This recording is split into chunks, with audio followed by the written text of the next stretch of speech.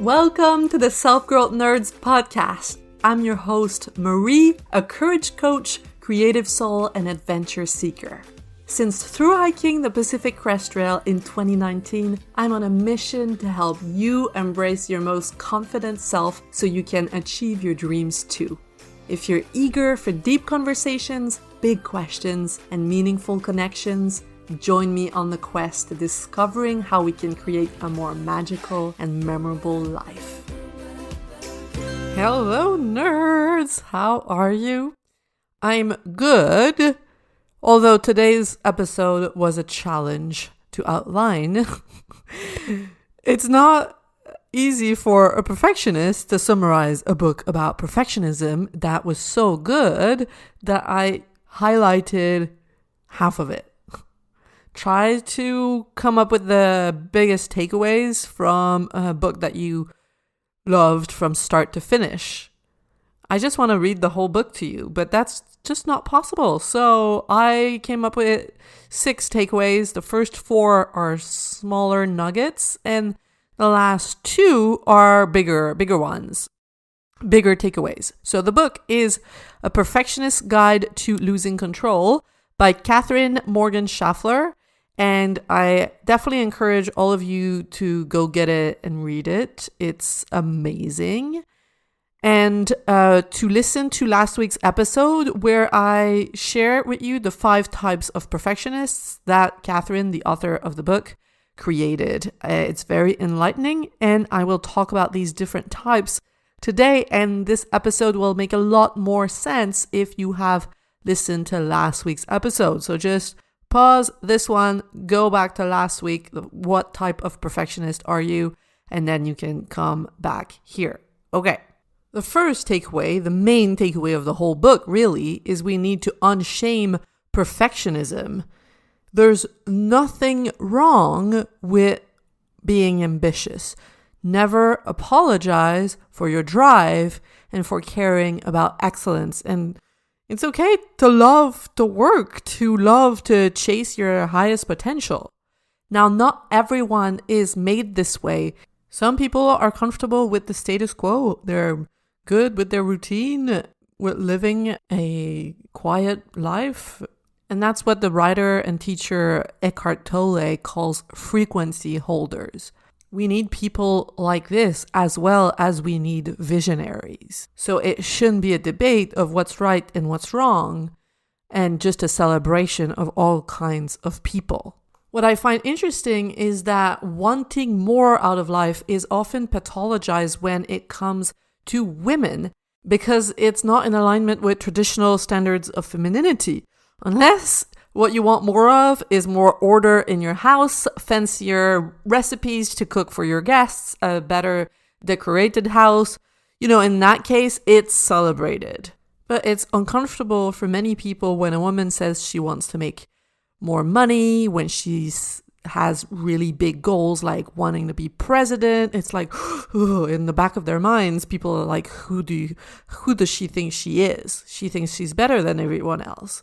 Versus a man who wants those things is just expected. So, that just makes me want to own who I am even more as a way to rebel against this silly conditioning that doesn't make sense at all. And another point that she brings in the book that made me feel super validated is that perfectionistic people have a eudaimonic approach to well-being. I'm going to spell that word because I'm not sure how you pronounce it. It's eudaimonic, which means a desire to increase meaningfulness, versus people who have an hedonic approach to well-being, meaning they want to increase pleasure. They just want to have fun. They want to go out, play sports, dance, and not saying that we perfectionists don't like to have fun, but I think sometimes we might appear as serious because we love to work hard, to read, to learn new things, to face challenges, all things that might seem boring to other people or that might seem like too much effort. We find fulfillment in that. So I remember reading this and being like, yes, that's me. It's not that I'm not fun. It's that I find fun in different ways than some people. So that's it for takeaway number 1. Let's just unshame perfectionism and own this part of us. I mean, if you're listening to this, maybe it's part of your purpose on this earth to be someone who has really high standards. Maybe we will evolve into a better kind of world because of those high standards. So let's celebrate instead of condemn. Now, the second takeaway is the concept of liminal space. A liminal space is a state of transition between two places, and you're in the middle, feeling empty and lost. You're feeling empty because you are letting go of old parts of you that you have outgrown, but you haven't become this new version of yourself yet. This resonated very deeply because when I read the book, I was at the stage in my life where I had just hit a wall in terms of work. I was exhausted and I decided to pause my coaching program and I didn't know what was going to be next. I also knew that I was about to leave, or I didn't know for sure, but it was coming close to my separation with my partner. And so I was in this space where I had to learn to allow the emptiness and the uncertainty to be there because new things are born from that space. That space is so uncomfortable. The problem is you have to sit with the discomfort because if you resist it, you block the newness from coming to life. In the book, the author explains that for perfectionists, the liminal space can be the state between knowing that your worth doesn't rely on external validation, but not yet being completely convinced that you are worthy just as you are. So for me, that was so true because I got a lot of self-worth from having a successful launch in my business. The more clients signed up for my services, the more worthy I felt. And I realized through trial and error that was not the key. That was not going to fill me up in a sustainable way. So I decided to pause my program to recenter. And when I read about liminal spaces, I was in that moment where I was building up the conviction that I was worthy just as I am, no matter how well my business is doing. That is definitely a big part of the work I have done in the last 6 months is that transition. And now I am coming out of that liminal space and feeling so much stronger, so much more grounded in my self-worth. Okay, let's move on to takeaway number 3. We have to be careful of how we attach meaning to circumstances in our lives. When we set goals, we have to be mindful of the why behind the goal. The goal in itself is not what matters. It's the fuel that's going to get you there. So for example, if one of your goals is to get a job with a better salary, I don't know, maybe you want to earn a 6-figure salary. Why? Why is that? Is it because you want to grow? Or is it because you feel inadequate and think that this would make you feel worthy? Same thing with weight loss. Let's say you want to lose 20 pounds. Is it because you want to see what you're capable of? Or is it because you don't feel worthy right now and you think that once you do lose the weight, then you will feel better about yourself? As a business owner, for example, I could tell myself, okay, my goal is to have 10 clients because whether it's conscious or not, I make that mean that I'm successful. Now, where it becomes dangerous is when the opposite is attached to shame. If having 2 clients is shameful for me because I make it mean that I'm a loser, then I'm going to strive towards that goal in an unsustainable way, in a scarcity mindset, because I'm just running away from this feeling of worthlessness. I remember going to a call with one of my coaches and telling them I was super happy because I had reached my goal in my launch. I don't remember what it was, but let's say it was 10 clients to keep it simple. I showed up and I was like, I got 10 clients, woohoo! And what she said to me was mind-blowing in the moment. She said, careful, that's not what we want to celebrate. We want to celebrate that you showed up every day for your 2-week launch period, because that's what you have control over. Same thing, let's say you want to ask for a promotion and your manager says no. You still have to celebrate that you showed up and had a hard conversation and made a bold request. Celebrating that you got the promotion, yeah, it's fun, but at the same time, it can be dangerous because you're putting the celebration in someone else's hands.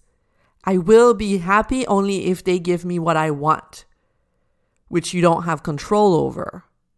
So we want to practice getting into the habit of celebrating trying hard instead of celebrating a successful outcome. Successful outcome is just a bonus from showing up courageously. That is really important because when you're not intimidated by the possibility of failing or losing, you're going to win so much more often. If you don't associate an unhelpful meaning to the outcome, you're just going to show up and try a bunch of things. And the more you try, the more often you will win. Versus if things going the quote unquote wrong way activates feelings of inadequacy in you, you're just going to play it small because you don't want to risk feeling less than. So think about this when you're setting a goal. And interrogate yourself. Do I want to, for example, through hike the whole Pacific Crest Trail because I'm excited to uncover what I'm capable of, or because I think it's going to finally make me into an interesting person, and if I don't manage to successfully get to the end, I'm going to beat myself up for being lazy? I mean, it seems ridiculous, but I've seen many people think this way. Setting a goal, that's like having a sword above your head. If you don't reach it, you're not going to feel motivated to move forward if the stakes are so high. This goes hand in hand with takeaway number 4, which is the difference between superficial control versus authentic power. If your worth is dependent on external outcomes, you'll always be in a control mindset. Pay attention to the areas in your life where you're very attached to a way certain things should happen. That can give you hints as to where your worth is being entangled with external circumstances. For example, let's say you're a parent of teenagers and you want to send a Christmas card to everyone every year, and this year one of your teenagers doesn't want to be in the photo, or they're not smiling in the photo. They have a grumpy face because they just think your Christmas card tradition is stupid. Now, you might get into a controlling mindset, wanting them to appear a certain way, and get really angry because you get worthiness from what people are going to think about your family when they see the photo. You can tell you're in a controlling mindset when you focus on what's right versus what's wrong, how things should be versus how they shouldn't be. When you find yourself blaming other people, if we take the teenager example, blaming them for having a bad attitude, when actually maybe you're the one with the bad attitude. If I think of another example, let's say you have a business and you decide to set a financial goal, but this financial goal is wrapped up in your personal worth, then you might get very controlling and look for, okay, what's the right strategy? What's the right course of action in my business? And just picture a can in your hand. It's like you're holding the can very tightly. You'll be much more likely to burn out. Whereas if you feel worthy no matter what people think of your family in the picture, if you feel worthy no matter how much money your business ends up making, then you can let go. And instead of using superficial control, you can lean into authentic power. You're not looking for a secure base outside of you. You're not looking for positive thoughts from other people or a certain number in the bank to make you feel like you've made it. No, because you are a secure base. You are standing on a grounded sense of self-worth. And everything that you do from there, you just do it because you want to. You send a Christmas card because it brings you joy and you think it's a fun thing to do. You set a financial goal because you want to challenge yourself, but you don't have anything to prove. It's the same thing in relationships. I'm reading a book right now that's called Sex Outside the Lines, and the author talks about how we might be tempted to control our partner so that we don't have to manage our feelings. If you're trying to control who your partner hangs out with, you don't want them to hang out with that hot friend that they have because you don't want to manage your insecurity. If you were connected to how amazing you are, and if you 100% trusted that you're a good catch, then you wouldn't feel the need to control their movements.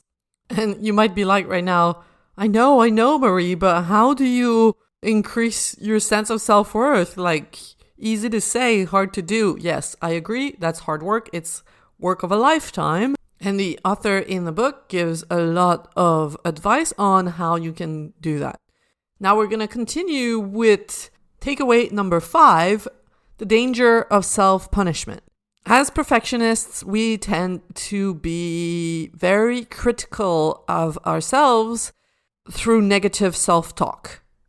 But what happens when you are awful to yourself is that you learn to avoid yourself through numbing. And numbing is everything that gets you out of your brain. It might be scrolling your phone, it might be binging shows, it might be overworking, it might be drinking, taking drugs, shopping online.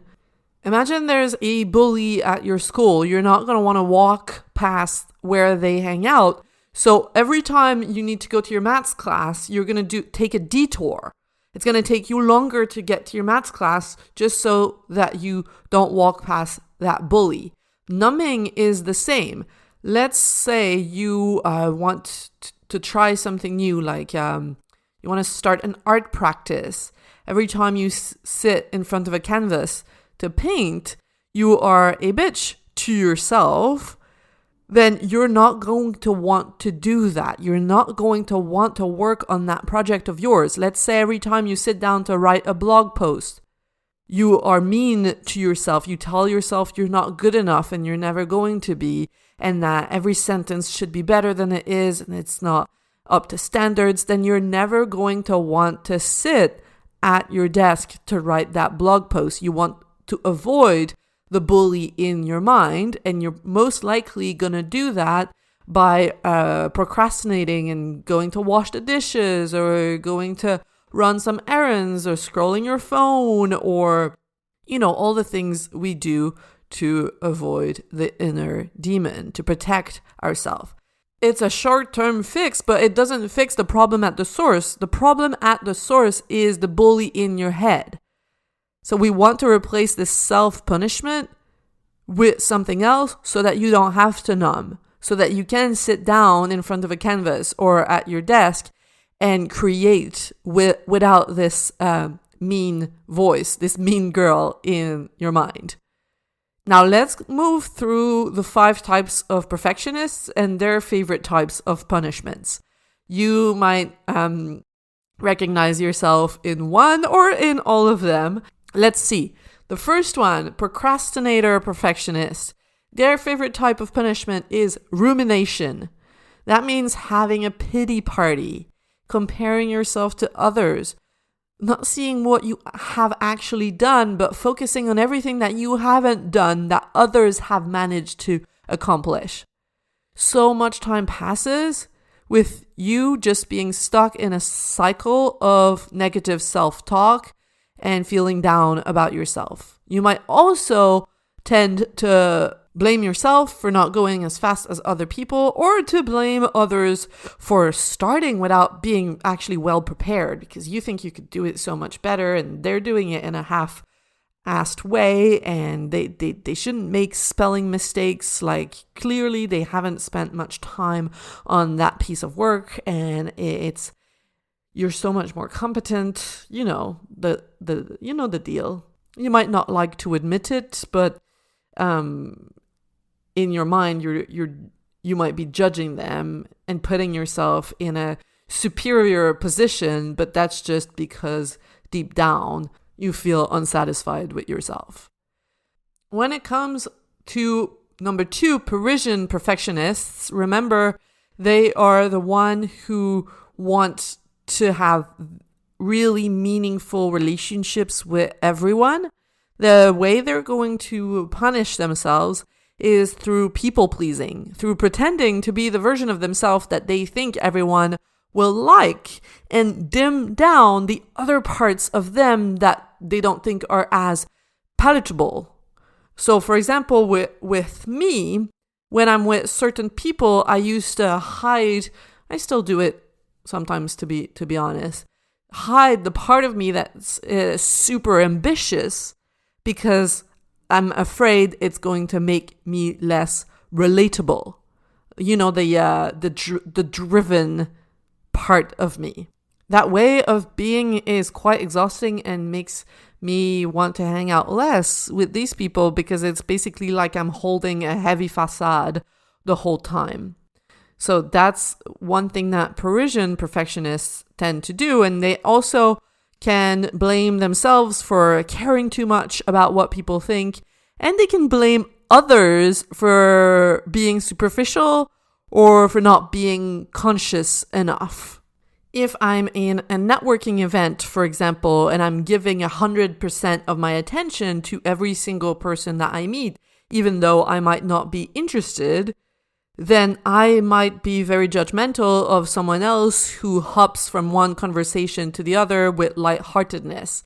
It's not because what they're doing is wrong, it's because I'm stuck in my ways, my people-pleasing ways, and part of me wishes that I could be a little bit more like them. Yes, I value deep, meaningful connection, but when we find ourselves blaming and judging others, it's often because we envy a part of them. We envy something that they allow themselves to do that we don't allow ourselves to do because we would make it mean something awful about ourselves.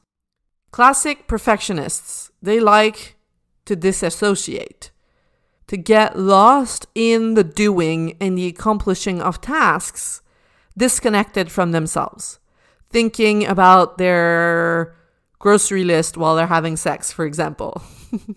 They might blame themselves for not being organized enough, and they might blame others for not adhering to their simple plan. Like, this was pretty clear, I organized it all, and you can't even be bothered to do as I planned. And if we look at intense perfectionists, their preferred way to self-punish is interpersonal turmoil. So pushing people away by either being mean or passive-aggressive or defensive, or by withdrawing when they need the most support. They might blame themselves for not getting others to perform well enough, or they might blame others for being mediocre. Lastly, we have messy perfectionists. Their favorite method of self-punishment is arrested development. So they don't give themselves the time to grow and to mature.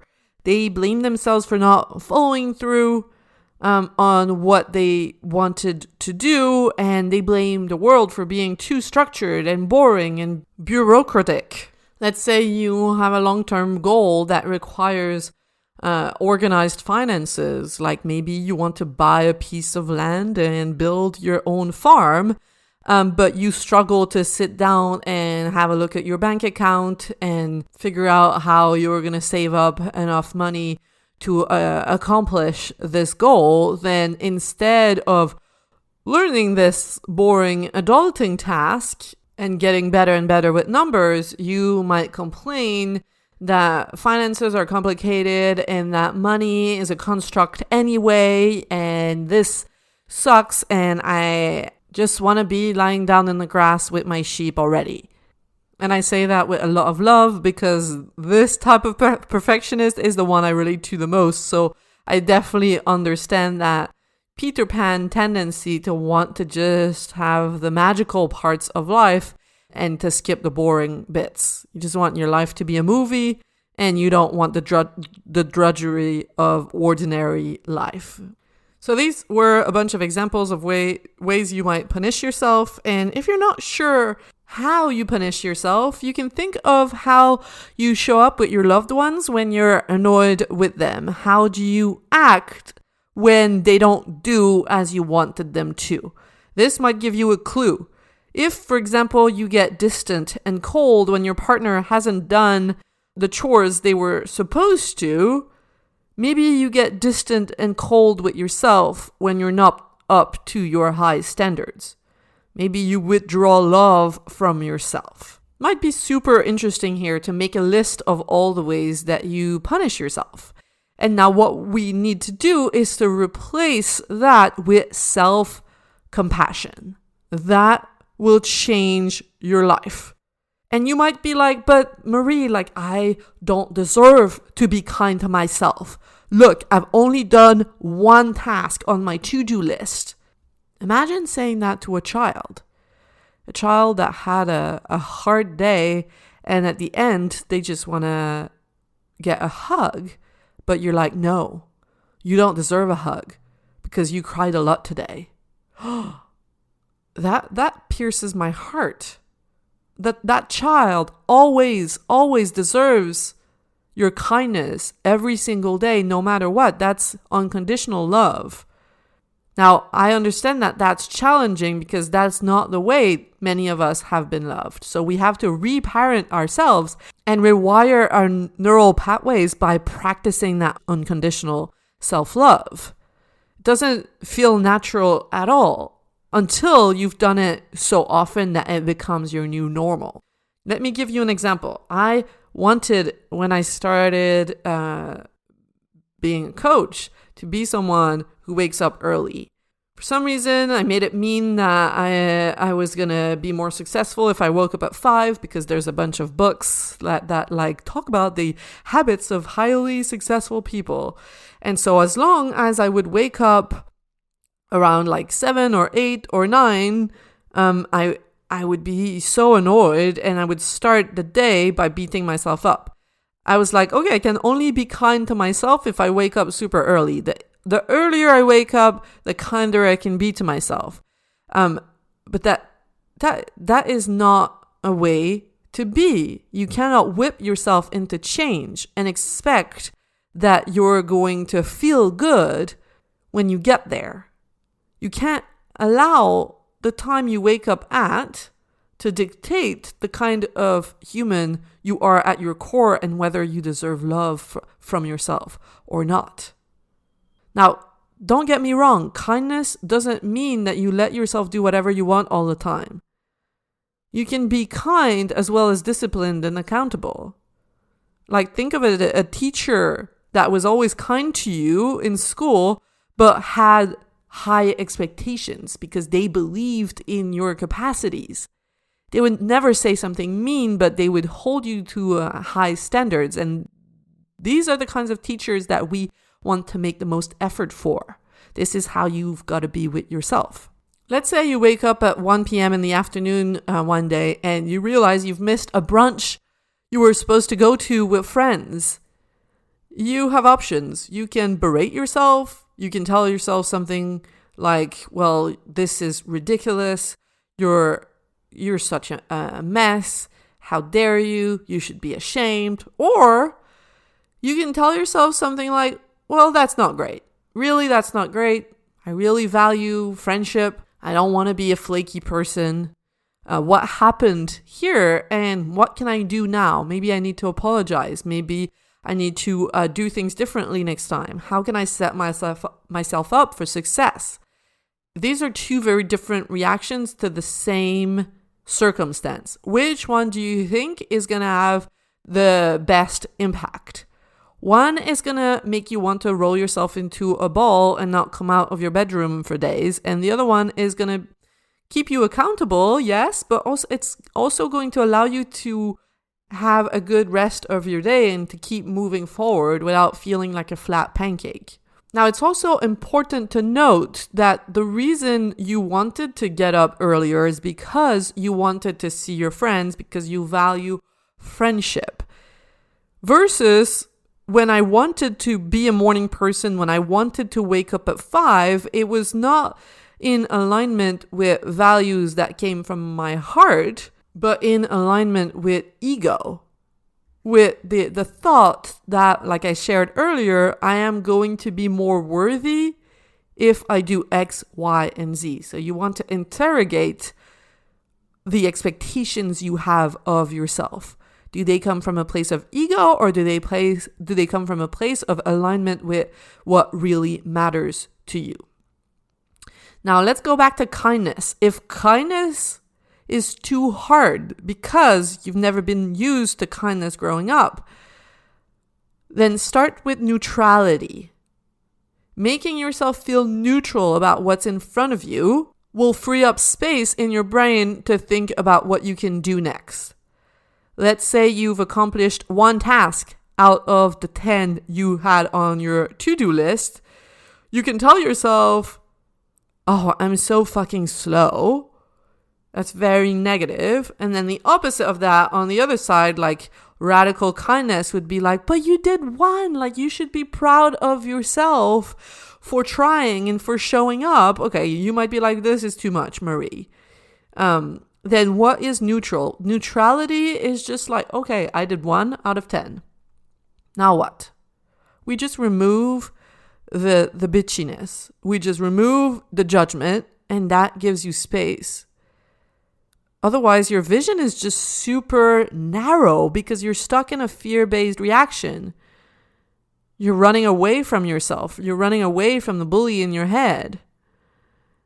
You'll be so much more creative when you feel safe inside of you. You might accomplish more in the last hour of the day after treating yourself to a long walk than you did in the first 6. So let's say you accomplished one task out of 10 in the first 6 hours of your day. If you beat yourself up, you might just stay there. You might end your day feeling super frustrated and numbing in front of the TV. Versus if you tell yourself, okay, you accomplished one task out of 10. What do you need right now? Do you need some fresh air? Let's go for a walk. You resist the temptation to say you don't deserve a walk. You didn't show up properly today. You resist that temptation. You are kind to yourself. You go for a walk. You come back. And then in the last hour of the day, you accomplish 2 or 3 more tasks. Right? So don't underestimate the power of kindness, or at least neutrality. I don't think the idea of neutrality is in the book, The Perfectionist Guide to Losing Control, but that's something I bring up a lot with my clients that I thought might be helpful to add in here. Now, lastly, we have takeaway number 6, the importance of restoration. In order to get yourself to a place where you can be neutral, or even better, where you can be kind, you might need to do a restorative activity like the walk that I mentioned. It might be for you taking a bath, playing a board game, reading, going for a bike ride. And this is not easy. This is a skill because it's so much easier to numb. Like I said, to be angry with yourself and then to just go like drink a glass of wine really fast, to go prepare some food. Like when I remember a moment when I was feeling this way. I made pasta and then I heated up the sauce in the microwave, but I forgot to put a cover on it and the sauce just exploded everywhere in the microwave, and then I started bawling my eyes out. That's the kind of things we do from a place of feeling inadequate. We're just gonna binge fast food and get lost in front of the TV. That's just going to ensure that we have low energy, and it's going to make it more likely that we repeat the same cycle the next day. That's why in the book she talks a lot about prioritizing pleasure. You will get so much more done in the long term if you prioritize pleasure, because you won't burn out. But if you're in a controlling mindset, like we talked about earlier, pleasure is seen as a distraction. That's why it's so hard to allow yourself to experience joy, because it feels indulgent. Versus when you practice grounding yourself in a sense of self-worth, then it's easier to allow yourself pleasure. If you're someone who values productivity a lot, which probably most of you are, because that's the culture we grew up in. Capitalistic culture values productivity. I want to offer a reframe. I want you to think that everything you do that fills up your energy reservoir is productive. If it's watching a show that you love, getting a manicure, playing a sport, going to a bookstore, whatever fills you up is productive, because then you get back to what you wanted to do with high quality energy. And like I shared, 1 hour of high quality energy is so much better than 10 hours of low, groggy, foggy energy. In the book, she talks about a concept that I love that I won't take the time to go into here because we don't have all day, but it's energy management instead of time management. We tend to expect ourselves to function like machines, like work 8 hours every day, but we don't feel the same every day. So it's not realistic to just manage hours as if they're all created equal. No, an hour is going to be, what you create in 1 hour is going to be completely different depending on so many different factors. The time of day, where you are in your hormonal cycle, what you've done the day before, how much you have slept. There's this amazing quote in the book that's when you don't get enough sleep, it's like not flushing a toilet inside your body. Let that image sink in. So yes, you want to focus on managing your energy instead of managing your time. She gives in the book lots of ways you can do that, lots of passive and active ways to relax and to replenish. And now let's jump into what happens when each type of perfectionist takes the time to restore. Number 1, Parisian perfectionists.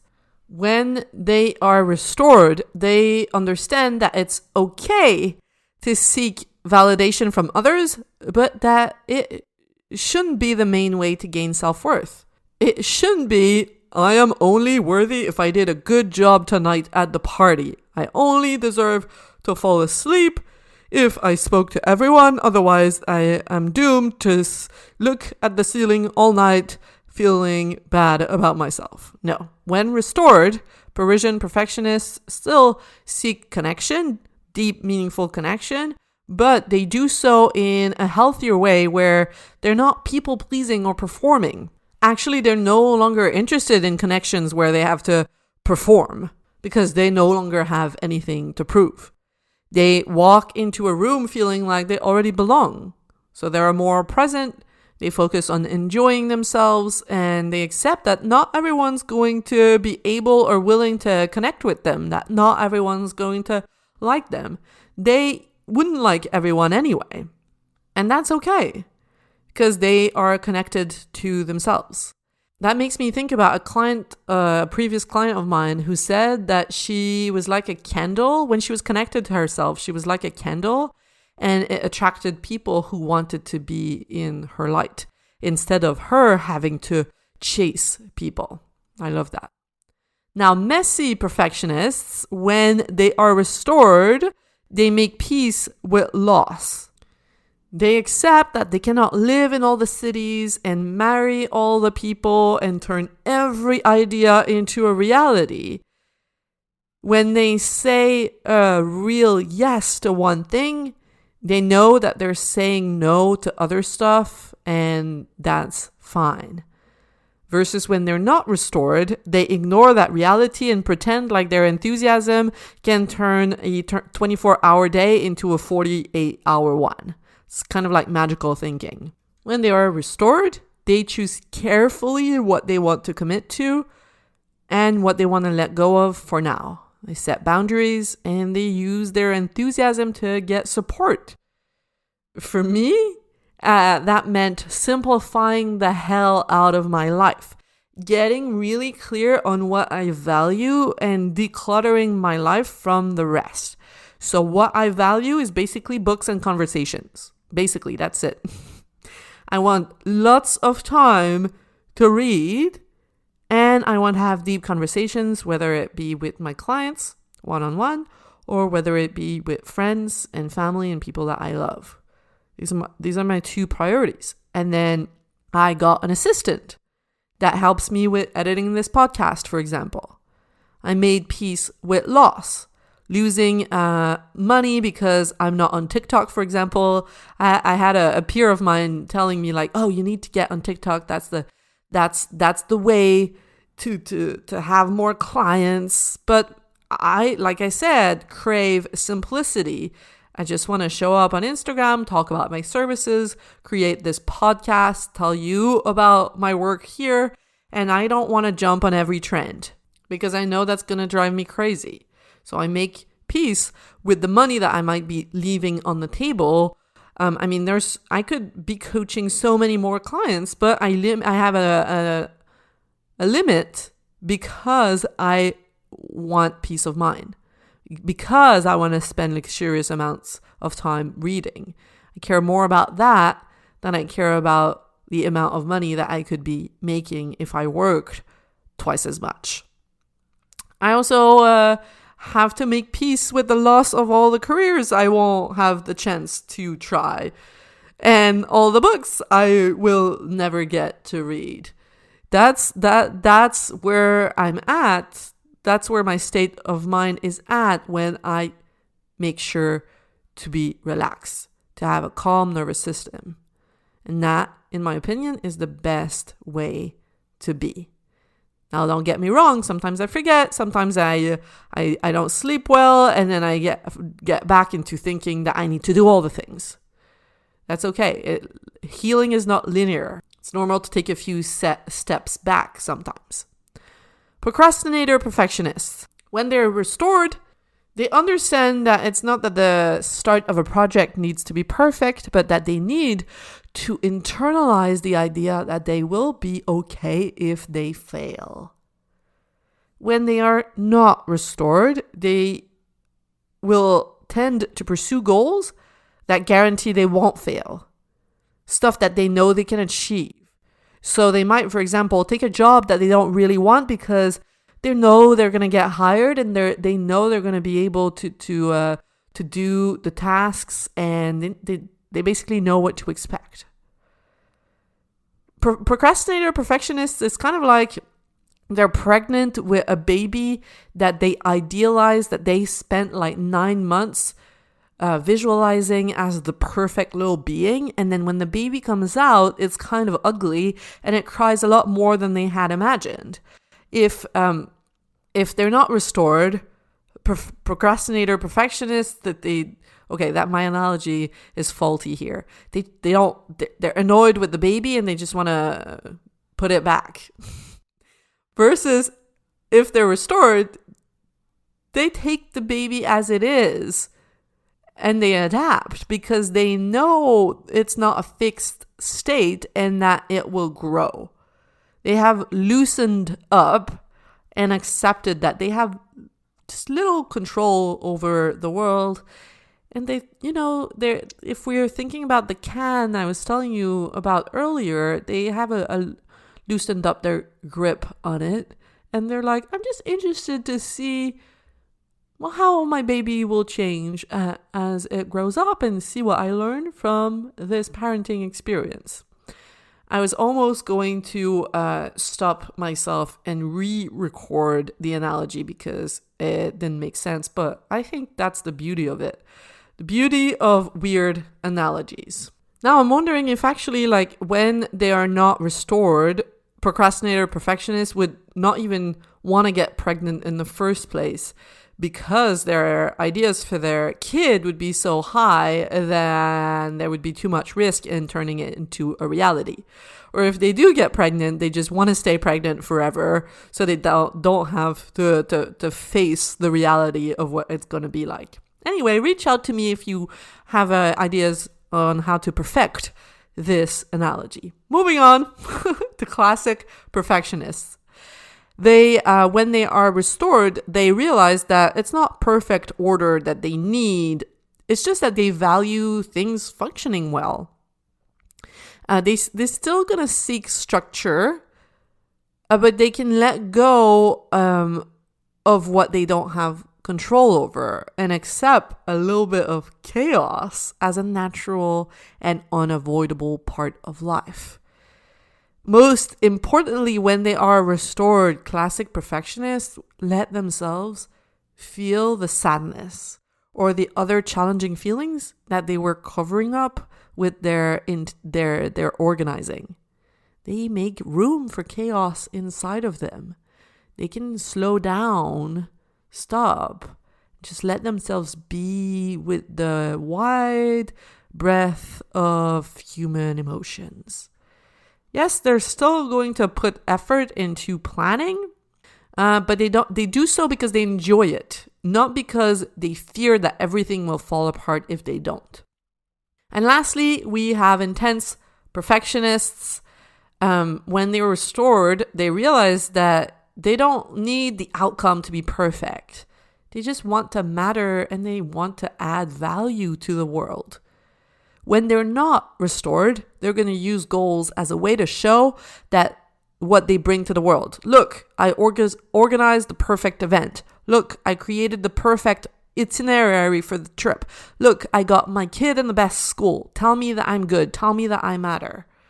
But when they're restored, they realize that they matter now, right now, as they are, that their friends love them without them having to organize the best trip, that their kids love them just when they chill on the sofa with them. They don't have to do everything in their power to get them to the best school. They're okay as they are, and they become more flexible and give themselves permission to get help when they are restored. So that's it for today. I don't know how long that episode was. It seems like we've been talking for a long time. Let's do a little summary and then I will let you go. The first takeaway was we need to unshame perfectionism and just celebrate it. Find ways to be adaptive perfectionists instead of maladaptive perfectionists. That's a skill we can all develop. Takeaway number 2 is the concept of liminal space and allowing yourself to be in those uncertain states between a state that you have outgrown and one that you have not discovered yet. Takeaway number 3, be careful of where and how you attach meaning. Are you attaching meaning to the outcome, which is going to make the journey very heavy? Or are you attaching meaning to the process?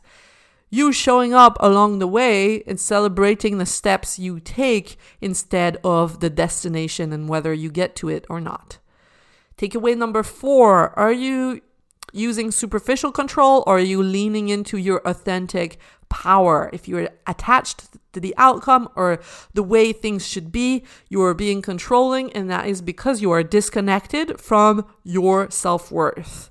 So when you connect back to your self-worth, then you can use power and there's a lot more space there. lot more playfulness and lightheartedness.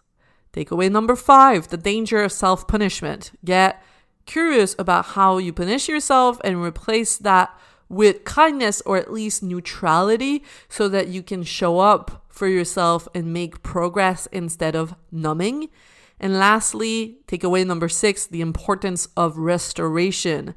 How can you prioritize restoration in your life so that all the beautiful gifts that you have as a perfectionist can come out and you can enjoy the ride instead of white knuckling your way forward?